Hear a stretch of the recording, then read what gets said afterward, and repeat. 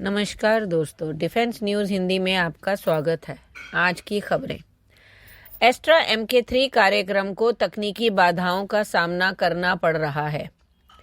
DRDO के एक अधिकारी ने नाम न बताने की शर्त पर कहा कि एस्ट्रा MK3, जिसे सॉलिड फ्यूल डिक्टेड रैमजेट या SFDR के नाम से भी जाना जाता है, हवा से हवा में मार करने वाली मिसाइल कार्यक्रम, जो भारत की भविष्य की रक्षा क्षमताओं का एक महत्वपूर्ण घटक है, को चल रही तकनीकी चुनौतियों के कारण काफी देरी का सामना करना पड़ रहा है। अधिकारी ने स्वीकार किया कि यद्यपि SFDR बूस्टर का सफलतापूर्वक परीक्षण किया जा चुका है, फिर भी कार्यक्रम की समग्र गति आरंभिक अपेक्षा से धीमी है तथा मिसाइल के पूर्ण पैमाने पर विकास और अंततः उत्पादन में आने में कई वर्ष लग सकते हैं। अगला, HAL LCA तेजस निर्यात को बढ़ावा देना चाहता है। अपने हल्के लड़ाकू विमान LCA तेजस MK1 के निर्यात में तेजी लाने के लिए एक रणनीतिक कदम के तहत हिंदुस्तान एरोनॉटिक्स लिमिटेड ने इच्छुक देशों को विमान के निःशुल्क मूल्यांकन के लिए आमंत्रित किया है। इस पहल का उद्देश्य तेजस MK1 की क्षमताओं का प्रदर्शन करना और विदेशी वायु सेनाओं को विमान का प्रत्यक्ष अनुभव प्रदान करना है। HAL यह प्रदर्शित करने के लिए उत्सुक है कि तेजस MK1 एक पूर्ण विकसित युद्ध के लिए तैयार लड़ाकू विमान है, जो दुनिया भर के संभावित खरीदारों की जांच के लिए खुला है। अगला, स्वदेशी पनडुब्बी सिग्नलिंग उपकरण के लिए निजी क्षेत्र को शामिल किया। रक्षा अनुसंधान एवं विकास संगठन DRDO स्थानीय स्तर पर निर्मित पनडुब्बी सिग्नलिंग उपकरणों को विकसित करने के लिए निजी क्षेत्र के साथ सहयोग की पहल कर रहे हैं। ये विशेष पायरोटेक्निक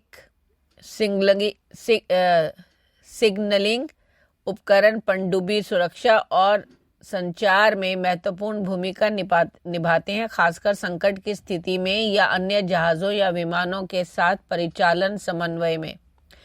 निजी उद्योग को शामिल करके DRDO का लक्ष्य स्थानीय विनिर्माण क्षमताओं का लाभ उठाकर उच्च गुणवत्ता वाले विश्वसनीय सिग्नलिंग उपकरण का उत्पादन करना है, जो भारतीय नौसेना की आवश्यकताओं को पूरा करेगा और महत्वपूर्ण रक्षा घटकों के स्वदेशीकरण को बढ़ाएगा। अगला, इजराइल और हिजबुल्लाह के बीच हो गई सीज फायर डील।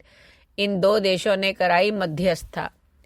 पश्चिम एशिया में चल रही भयानक जंग के रुकने के आसार नजर आने लगे हैं। इजराइल और हिजबुल्लाह आखिरकार एक सीज फायर डील पर पहुंच गए हैं। अमेरिका के राष्ट्रपति जो बाइडन ने इस समझौते की घोषणा की है। बाइडन ने इस शांति समझौते को अंजाम तक पहुंचाने में मदद के लिए फ्रांस के राष्ट्रपति इमैनुअल मैक्रों को भी धन्यवाद कहा है। इजराइल के प्रधानमंत्री बेंजामिन नेतन्याहू ने भी कहा है कि वह हिजबुल्लाह के साथ सीज फायर के एक प्रस्ताव को मंजूरी के लिए अपने मंत्रिमंडल के पास भेजेंगे। अगला, जयशंकर ने पश्चिमी देशों की बोलती बंद कर दी। रूस से तेल खरीदने पर हल्ला मचाने वालों को खूब सुनाया।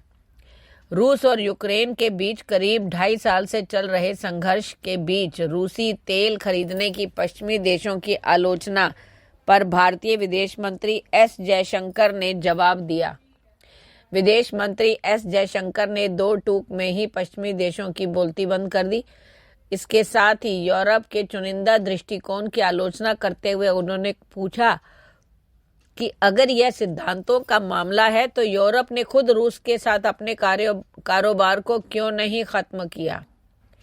अगला, हिंदुओं को हल्के में ना लें। यूनुस, केवल चटगांव में है 25 लाख की आबादी, ईंट से ईंट बजा देगा अल्पसंख्यक समुदाय। बांग्लादेश इन दिनों सुर्खियों में है। धार्मिक नेता चिन्मय कृष्णदास ब्रह्मचारी की गिरफ्तारी के बाद जमाते इस्लामी और हिफाजत-ए-इस्लाम के कार्यकर्ताओं द्वारा हिंदुओं पर हमले की खबरों के बीच बांग्लादेश के बंदरगाह शहर चटगांव में मंगलवार शाम को विरोध प्रदर्शन शुरू हो गया।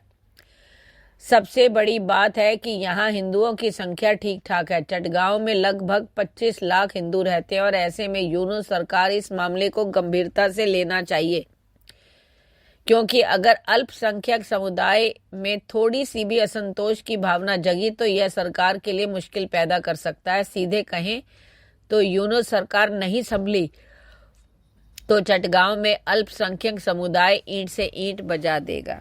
धन्यवाद।